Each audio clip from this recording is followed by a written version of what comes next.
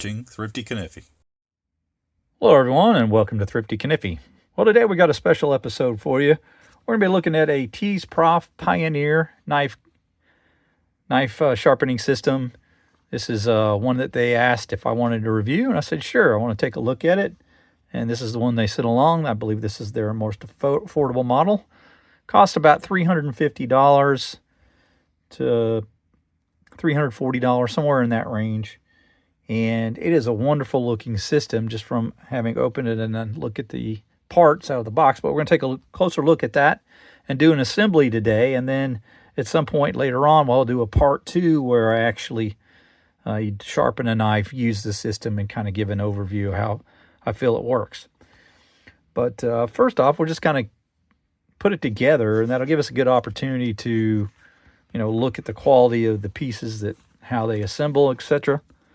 Some of the technical specifications there, I'm not going to read that, but if you guys want to freeze that and read that on your own, you may do so. Just kind of gives you some ideas of what you can use with the sharpener, what size knives, and, the limitations. But one of the great things about it, it will go down to 12 degrees, sharpening angle up to 26 degrees. So quite a wide range there. And you don't have to use their diamonds plates. You can use whichever brand you prefer, so long as it, is small enough to fit into the system. And looks like that is compatible with abrasives up to 160 millimeters. So yeah, quite a wide range of plates that you could use. You don't have to use theirs. But it does include 5, and they come in 5 different grits. You get the 150, 220, 400, 600, and 1,000. And but we're just going to get this put together and kind of just see how easy it is and how well it goes together. A lot you can learn from, just the quality of something with the fit and finish of the product going together. So figured this would be a good way to start off looking at this model. So you get quite a number of different parts here, and they've got them all listed. We're not going to run all that down. I'm just going to kind of guide you through, the steps to getting it put together. So kind of start over here on this page with 5.1, the assembly. And we're going to take the body of it and unfold it. Leave these screws in here are just for shipping and storage. You take those out, and then you're able to fold up the body, and I believe you put the screws back in a different hole.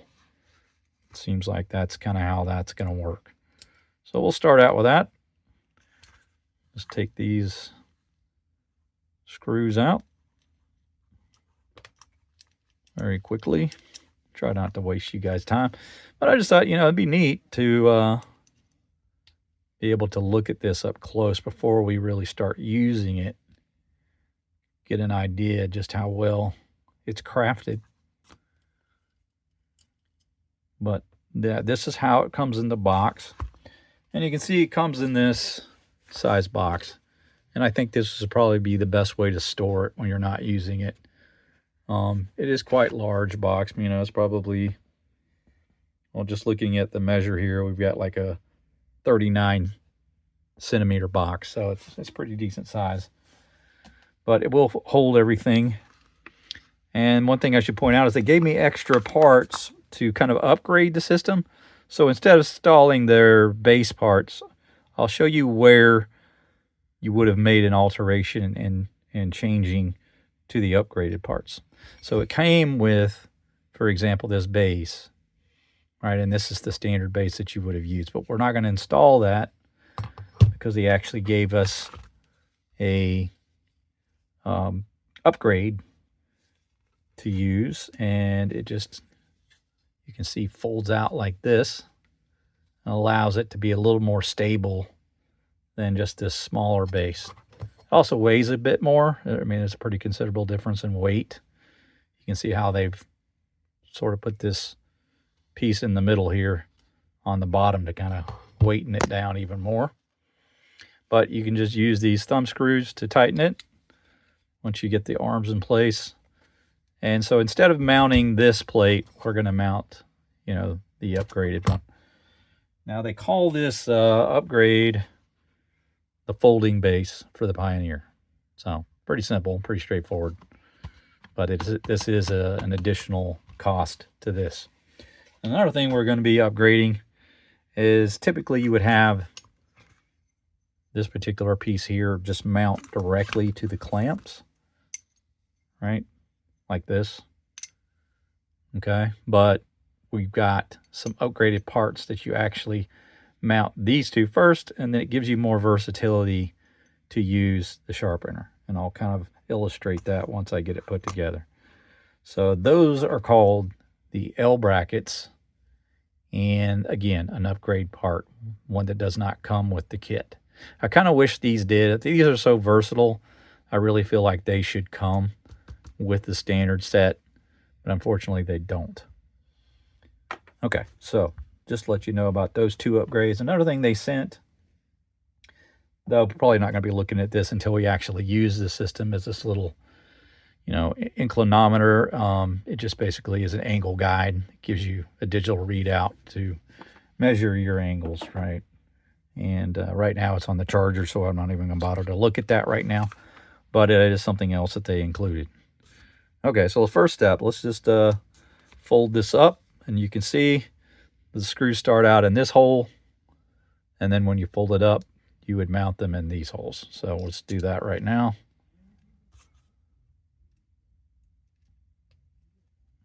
Just what is it, an M3 wrench, or yeah, M3 hex key, 3mm hex key to put that together. But this is just a way to kind of reduce the size of the base so that you can put it in a smaller package. Doesn't really save you a ton of space outside, you know, the box, but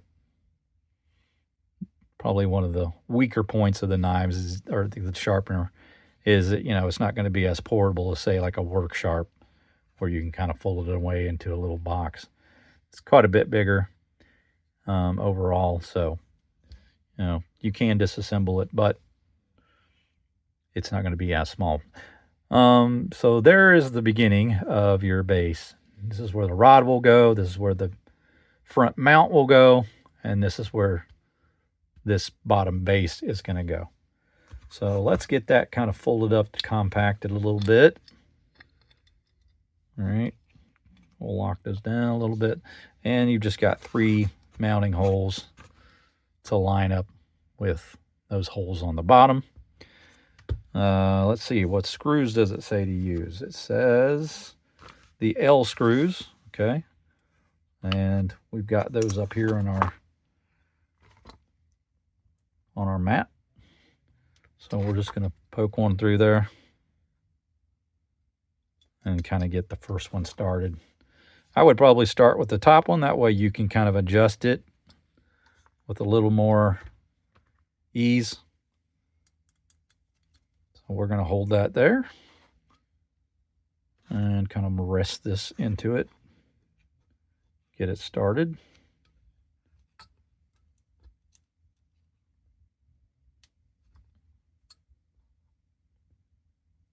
There we go.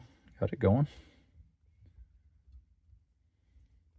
Yeah, I just think that top screw will probably be the best one to start with. And that way you can kind of adjust what you need to for the bottom two.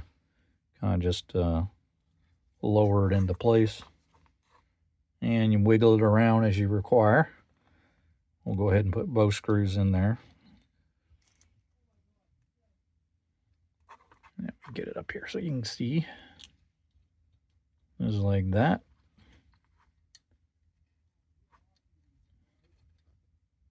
Yeah, I was not wanting to go in there. There we go. Kind of have to wiggle a little bit. And we'll see if we can get it threaded. Yeah, it's going in right away. That's good. Sorry about bumping the camera. It's pretty low, and I don't have a lot of room underneath to work. But again, these are just M3 screws.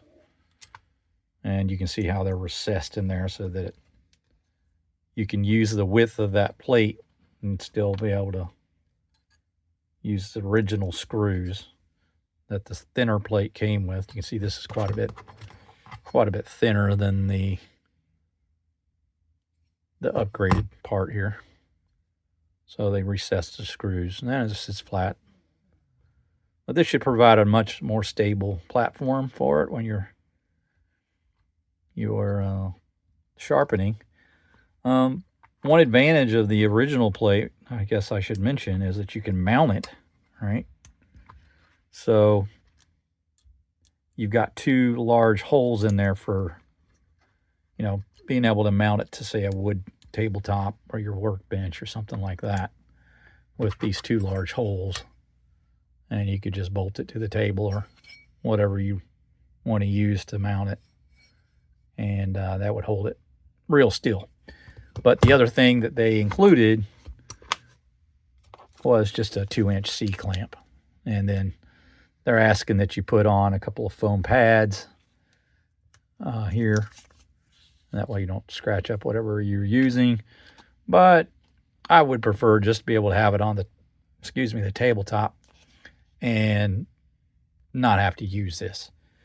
Now, in some situations, you may require this. So it's nice to have, but it is their own branded C-clamp, 2-inch C-clamp. So it does come with that, with the standard set. Okay, so now we've got the base on. We're going to leave it kind of folded up for now just to save space. But again, remember these do fold out on both sides and then makes it a little more stable so that it doesn't rock forward. Right, so what's the next step? We've got 5.3. We're going to mount the front here. And this is this piece. And we're going to take this screw, and I've already found the washer that goes with it. And this is an M2 screw.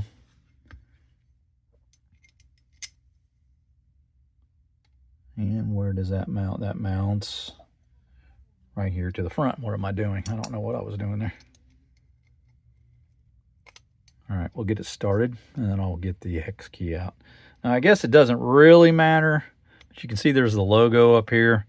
So maybe just put it whatever direction you feel you want to have it in the standard position, because what will happen is we'll press this lever in, and then you can flip it back and forth. So just keep in mind that there is a logo there if that really matters to you. All right, so here we go with they're saying this is an M2, but okay, yeah, it is the full. I was thinking M3, but maybe not. Now, is it supposed to stop? No. Did I mount that backwards? I think I did. I did mount that backwards. Okay, so let's flip that around. Yeah, it's part of what happens when you do it the first time. I guess it would make sense to have the logo read as you're looking at it, wouldn't it? So yes, turn it that way. And then you're not a jackass like me. And the screw will go all the way in like it's supposed to. So yeah, so it'll slide over the wider opening in the plate there. I'm going to tighten that up. Now, I suppose if you were in a middle of a sharpen and you didn't want to unmount the knife, right? Like you had in a position where you don't want it to move from where you have it, if you're just trying to inspect it or something like that. Why is this not tightening?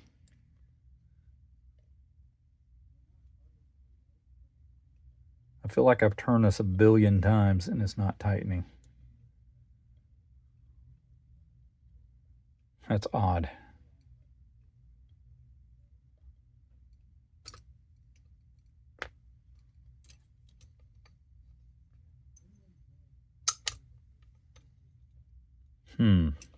I don't want it to wobble like that. That isn't cool. What have I done wrong? We're going to have to inspect that. Maybe I'm not hitting the threads.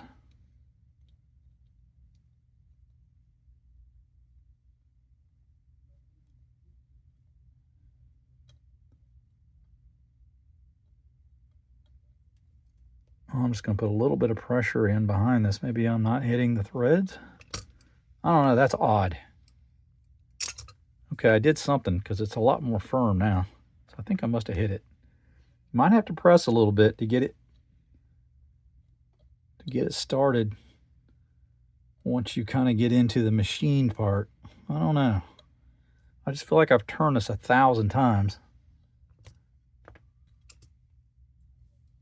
Let's turn it the other direction. I guess that's just the way it rides. I was expecting it to tighten and it doesn't. So I don't know if maybe it's just spinning in there. I don't know what's going on with that. Let's turn it this way. I don't know if that puts more tension on it.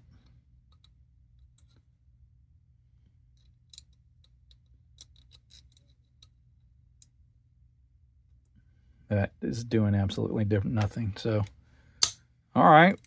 I guess it doesn't entirely tighten. You just kind of get it in there and then it just stays there. This probably has something to do with, you know, the ability to turn it. So just know that you will not actually come to a complete stop with, well, now it is. That is weird. There we go. Now it's tight. I don't know. That was weird. It felt like I was turning it a lot. Anyway, so it's in there now. So just be patient, I guess. Unlike me. And it will screw all the way in. But yeah, that's really firm. You can see how well that's built. Let's get these legs up for just a moment. And you can kind of look just how well those parts stay together right there. Get that firmed up. And there's no wobble in that. I mean, really just like the mat is about the only thing that's allowing it to move. And then when you want to change position, you just push this in, rotate it, and you can go in either direction. Unlike the work sharp, you'd go one way or the other. And I'd always forget when the work sharp, you got to start out with the white dot on top and that your handle's on the right because it only turns like one direction. With this, you don't have to worry about that. You can turn it left, you can turn it right. It doesn't matter. It doesn't care. So there's a nice little improvement over the work sharp. Okay, so next step, we've got the clamp mounting. Now, obviously, we want to put those L clamps on instead of just mounting these in the traditional way that you would with just the basic model. So let's take a look at those L clamps and kind of see if we can figure out how these mount on to these. Once you get these mounted, then these mount onto this. So I'm assuming you're going to have to take these thumb screws out.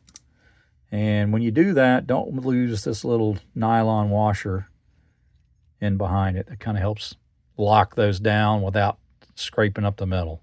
So those are important to be there. We're going to take these out on both sides. And this kind of gives you an idea of like just how thick a knife you can use. Now I know it's about 0.2 inches, I want to say. It's a little less than a quarter. So if you have a 1/4 inch stock on your knife, you may have to buy a different clamp. They do offer other clamps, so just be aware that they have other models and other clamps. Some of the clamps are universal, some may not be. But again, about 0.2 inches is what you can get up to, I believe. All right, so now we're going to use that same wrench. And I believe we just take this out and replace it when we get the clamp in there. Seems like a pretty standard thing to do here. We got to do this twice, one with each side. You get 2 L clamps. All right, so that would go there, and that obviously mounts like that. So in order for that to go on, we're going to want to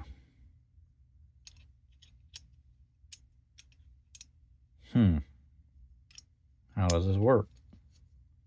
Okay, so that goes there. Now, that's not going to do a darn thing. So, yeah, okay. We'll just have that. Drop that in there. And you're just going to mount that screw. So you just take it from there and put it in this other hole. And then tighten it down here. Now, probably you're going to want to pay attention to how the clamp is oriented so that you have, you know, one clamp with the L thing in one direction and one in the other. Reason being is that you've got the screw, right, to adjust it. On the bottom, you just got the hole. So one side you want to be able to adjust like this, and then one on in the other direction, right? So yeah, if you want them to be close together, you would just flip sides. Makes sense. But you want to keep the screws on the top. So again, we'll just do it again and kind of pay attention to our orientation. Just trying to think ahead. You gotta kind of use your brain. There's no instructions for these L clamps, by the way, so I'm just kind of having to figure this out on my own. It just came with an Allen key and the 2 clamps in a little bag. No literature at all, so shouldn't be too hard. I think most people will be able to figure it out. But all right, so orientation going to be opposite this other one, right? So there you go. You got one that way and one that way, both on the top. That's what we want. Drop that in there. And then get our hex key back.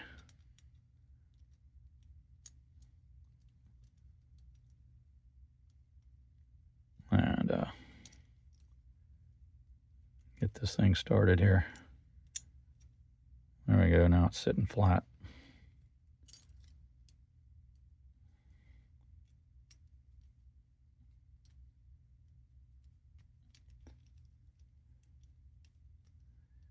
Okay. And there is a little bit of play in there. So, I mean, they are machined pretty darn precisely, but you can see that there's just a little bit of an adjustment there. If you really require some precision, there'll be a little bit of room to move that left to right if you require. Now, I'm just trying to make it flush against the L bracket so that when I bring those clamps together, I can, you know, just kind of have more stability that way. Actually moved it a little bit too far. Let's see if I can back it up a slight bit. Nope. That's where it's going to go. So we'll lock that down. Got a little bit of room to work with if you want to take it to the side. A wrench to the side and torque it a little bit. There we go. Just put it that way and twist. And we'll do the same with this one. Just make sure we're torqued down. There we go. Okay. So now we'll just use the thumb screws to mount it. Now I'm probably going to be using more small knives than large, so I'm going to mount them in this direction. But you can see the versatility that these add. Well, you were limited before just from here to here, all right, in and out. Now you can move them much closer together, or by flipping them over, well, side to side, so the screw remains on the top. You can put them to the outside like this and have them, you know, capability of using a much larger knife.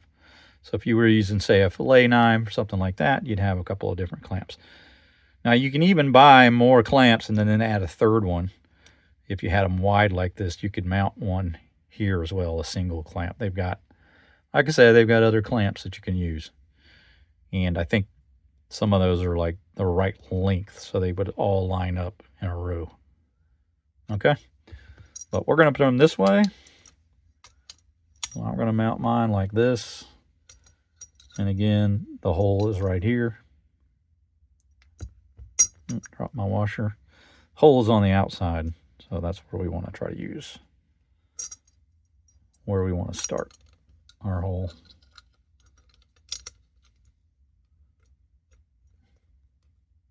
And it's pretty, I mean, it's machined so well, it fits perfectly. Okay. And I'm just going to mount it about right there. Call that good. Get our other one. Again, don't forget that there's the washer there.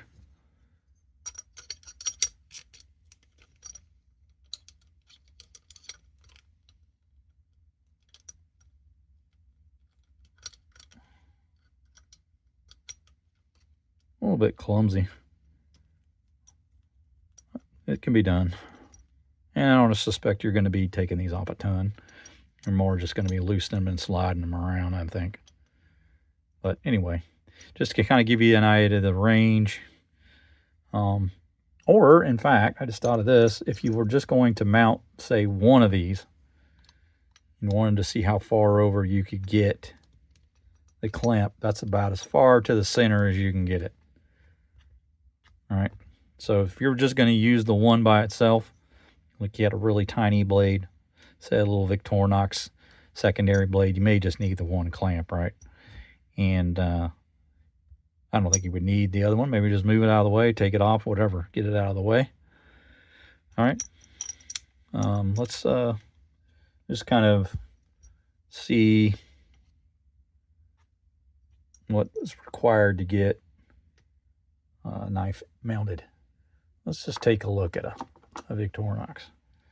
Let's do the main blade. So you can see we've got plenty of room to get a small Victorinox blade in there.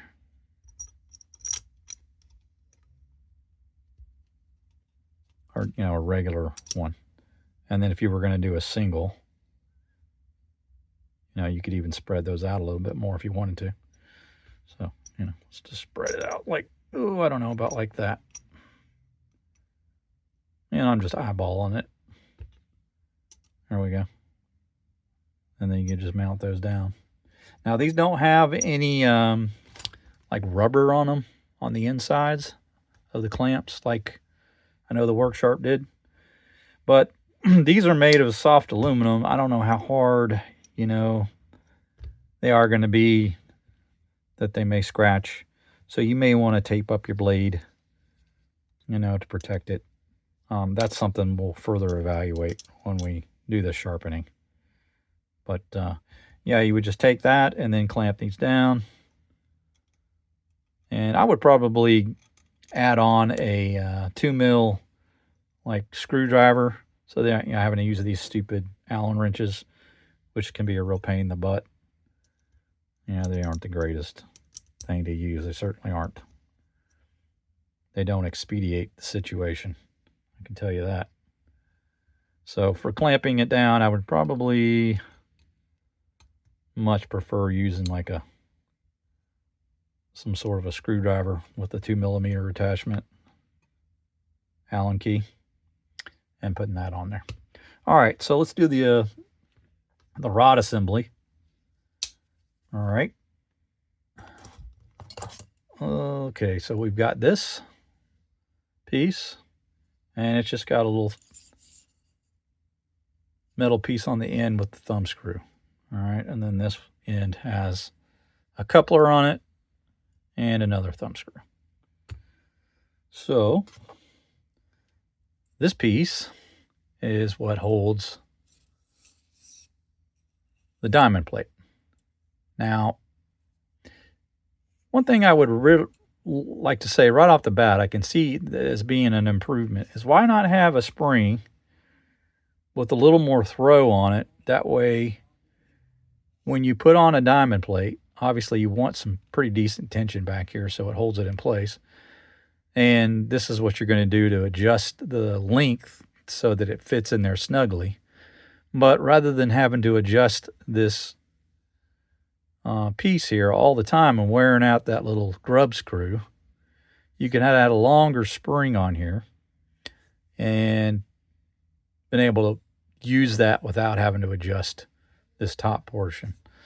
Just something I would have recommended, you know, maybe just like another 3/4 of an inch or something like that, where you could, you know, pull it back still for longer ones, but then You know, still have tension maybe up to here or something like that for a bit shorter ones.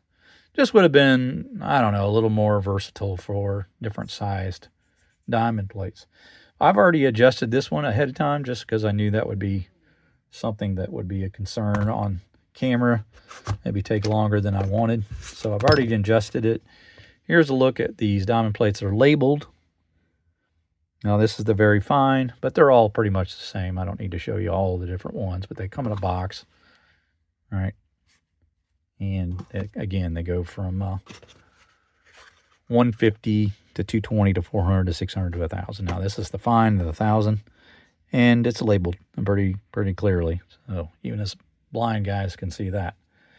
But it will go in here. You just pull back on that, and it will snap into place in little grooves. And then you just kind of center it a little bit, I guess. Just make sure you're straight. That's all there is to it. But again, if I had a shorter one, you know, I would want that spring to be longer so I can just throw it in there without having to take this part off, or not take it off, but loosen it and slide it down. Just something that, I don't know. If I was engineering it, I would have looked a little further into. All right, so let's put this together. Let's see what we're supposed to do next. It says that we're supposed to adjust the back here. This is on 5.5. And I don't know what really is required there. You just move this thumb screw. Let's move it up so you guys can see this. But we just move this thumb screw, and then this up goes up and down. And there's some lines to show you, you know, what gradient it's at. Where are they?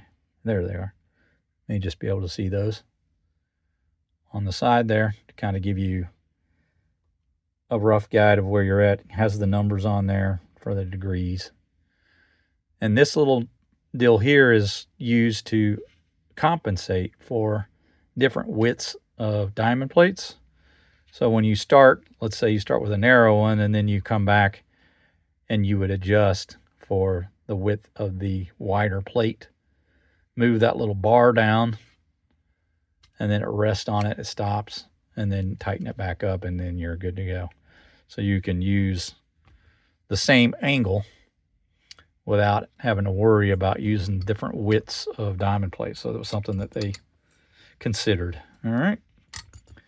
They call it the width compensation thing, or something, guide or something like that. Okay, so we've done that. Now we want to put on the little stop. And it's explaining here not to push it up onto the rod. You're actually supposed to slide it from the side. So you could probably potentially break it if you try to snap it over the top. So let's make sure we get that correct. And here's the little stop right here. And it's supposed to go this direction, like this, onto the rod. So we just put it over there like that. And this is going to be a little bit of a trick. I might have to do this a little bit off camera here, just so I can kind of hold it against my chest. Oh, no, I got it. So there you go. You just put it on like that. There we go. And that's all there is to it. And then, of course, you would use that as a stop from the opposite side. Put our rod through. Let's go ahead and attach it to the other end. And I'm going to orient this so that that is on the bottom and the screw is at the top, right? Because that's where you can see the top is, where that little angle is. That's where the plate mounts. So I want to keep that, 90 degrees down. And then we'll tighten our thumb screw.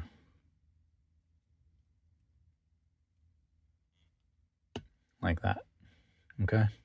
So 90 degrees away. Now we'll put that through there. Get our stop up here. And I'm going to put the stop so where I can reach it again easily if I need to. not putting the thumb screw at the top.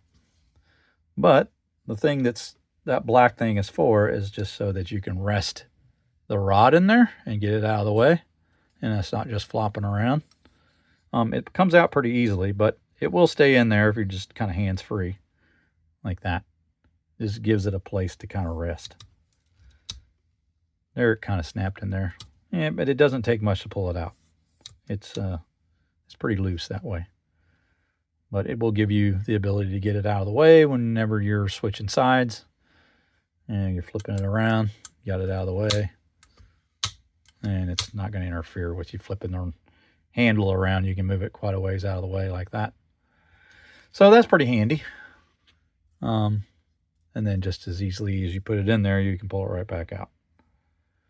But that's pretty much the assembly, I believe. I don't know what else there would be. That's pretty much it. So, yep, that was the last step. Then it gets into the sharpening guide, which we're going to tackle next time. Now, it does say you just put the clamp on here over that original base. You would just use the edge of the table and then use the C-clamp, obviously. But they showed to use the pads on top and bottom so you don't scratch something. So you can definitely do that. It comes with those pads. If that's something you want to do, put them on there. If you don't care, just use them without. But comes with some extra little doodads. You do get some extra grub screws, which I feel is important.